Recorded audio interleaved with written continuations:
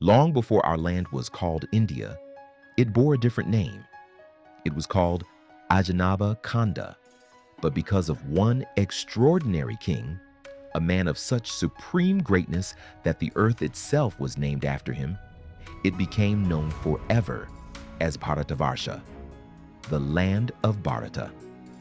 This is his story. Maharaja Bharata was no ordinary king. He was the eldest son of Rishabhadeva, an incarnation of Lord Vishnu himself.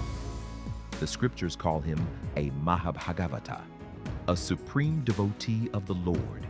He ruled his vast kingdom with the tenderness of a father, protecting every soul under his care as his own beloved child. For 1 crore years, 10 million years, Bharata performed the grandest sacrifices ever witnessed on earth. But unlike other kings, he offered every fruit of every sacrifice directly to Lord Vasudeva, and his love for the Lord grew daily, like a great river swelling in the monsoon rains. And then, at the very peak of his glory, he gave it all away. He divided his entire kingdom among his 5 sons, removed his crown, and walked away alone, barefoot, carrying nothing, heading into the forest toward the sacred hermitage on the banks of the holy Gandaki River. In that hermitage of divine solitude, Bharata worshipped the Lord with flowers he gathered himself, tulsi leaves, forest fruits, and pure Gandaki water. And as he worshipped, something extraordinary would happen. Waves of divine love would rise within him so powerfully that his eyes would fill with tears. His body would break into goosebumps of ecstasy, and his mind would become so absorbed in the Lord's lotus feet that he would forget entirely to continue the worship. He stood on the very threshold of liberation. One serene morning, as Bharata sat in silent meditation by the Gandaki, a black deer, pregnant and heavy with fawn, came to the riverbank to drink. She was alone, peaceful, completely unaware of what was about to happen. Then a lion roared. The sound split the morning air like a thunderbolt. The doe's eyes went wide with terror. In blind panic, she leapt across the river. But the violent leap was too much. Mid-air, her unborn fawn was expelled and fell tumbling into the rushing current of the Gandaki. The doe staggered into a nearby cave and died. Bharata watched the tiny fawn tumbling helpless in the current. His great heart, capable of boundless compassion, could not bear it. He waded into the river, lifted the tiny creature to safety, and carried it back to his ashrama. It was an act of pure kindness. It was also the beginning of his undoing. Day by day, his love for the fawn grew. He fed it. He kept it warm. He carried it on his shoulders through the forest. When it strayed, his heart pounded with anxiety. When it returned, his chest flooded with relief. He would hold it and murmur, "Be well, little one. May God protect you." One by one, slowly, silently, irreversibly, his spiritual disciplines fell away. The japa beads gathered dust. The sacred fire went unlit. The altar stood cold and forgotten. The scripture records with devastating precision, one by one, over a period of days, every spiritual discipline he had built over a lifetime simply departed. His mind, which had once been lodged unshakably in Lord Vasudeva, was now entirely lodged in a small deer. And then death came, swift and irresistible. The deer sat beside him, grieving like a son, this great emperor, this supreme devotee. In his final moments, His dying gaze did not rest on Lord Vishnu.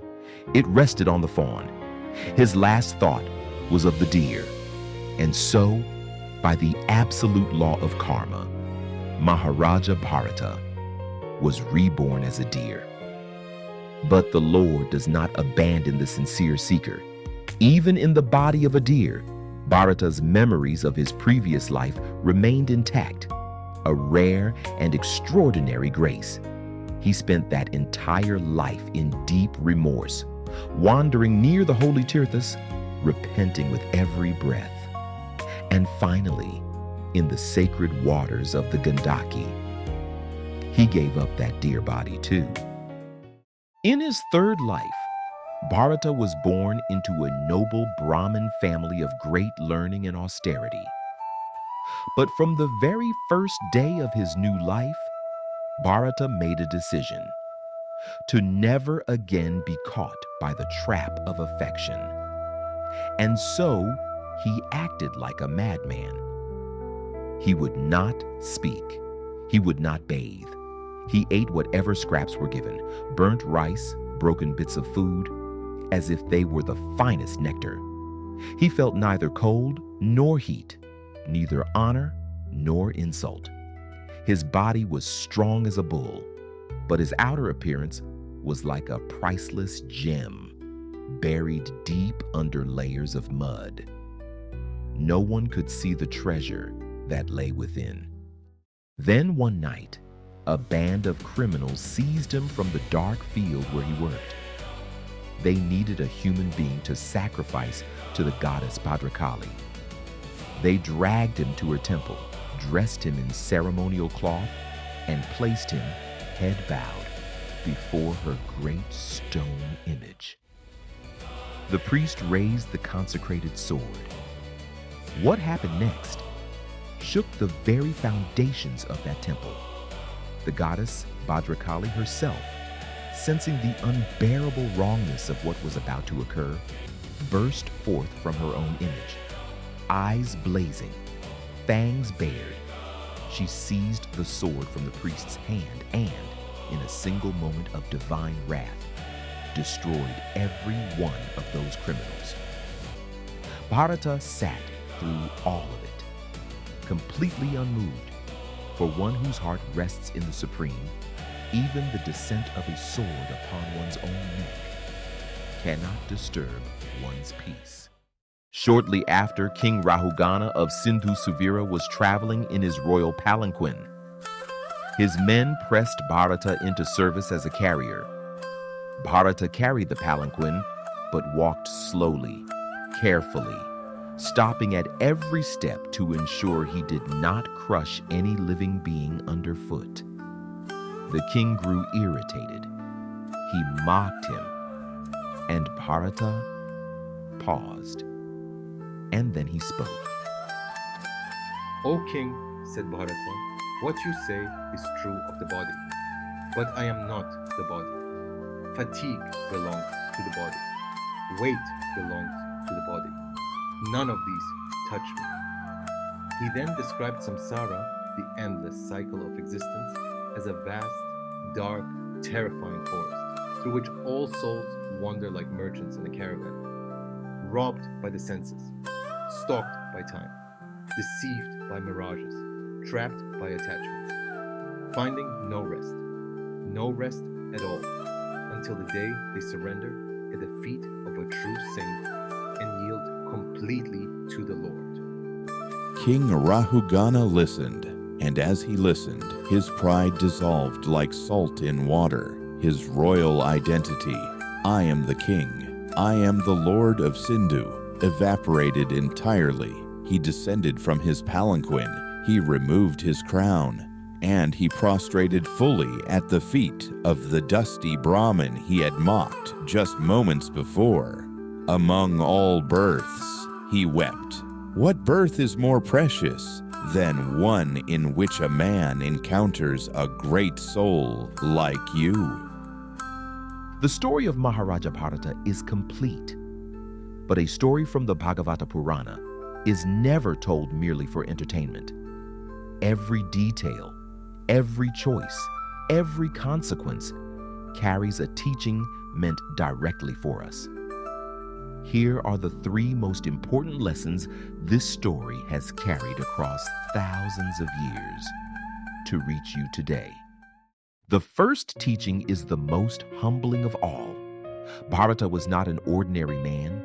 He was a Mahabhagavata, a supreme devotee, son of a divine incarnation, ruler of the earth for 10 million years. And yet, one small deer undid everything. The scripture does not tell us this to discourage us. It tells us this to warn us. No matter how far you have come on the spiritual path, the moment you believe you are beyond the danger of attachment, that is the exact moment you are most vulnerable.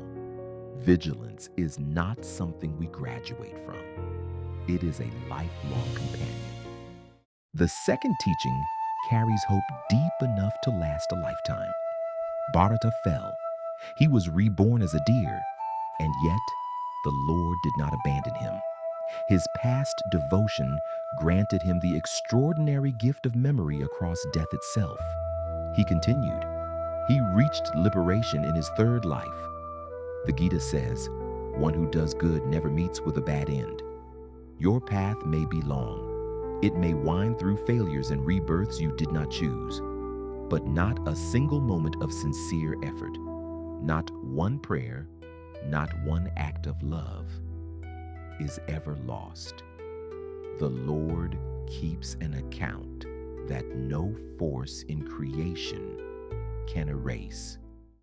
The third teaching is one we need most in the modern world. The greatest being in 3 worlds stood before King Rahugana covered in dust, carrying a palanquin, mistaken for a simple laborer. The king mocked him and was humbled beyond words. In life, the person who teaches you the most profound lesson is almost never the one you expected to learn from. Approach every encounter, every humble person, every quiet moment, every unexpected difficulty with openness. You do not know in which form God is walking beside you today. If this story moved you, if even one of these 3 teachings reached your heart, then the Bhagavata has done its work. Share this story with one person who needs to hear it today. We will meet again in the next sacred story.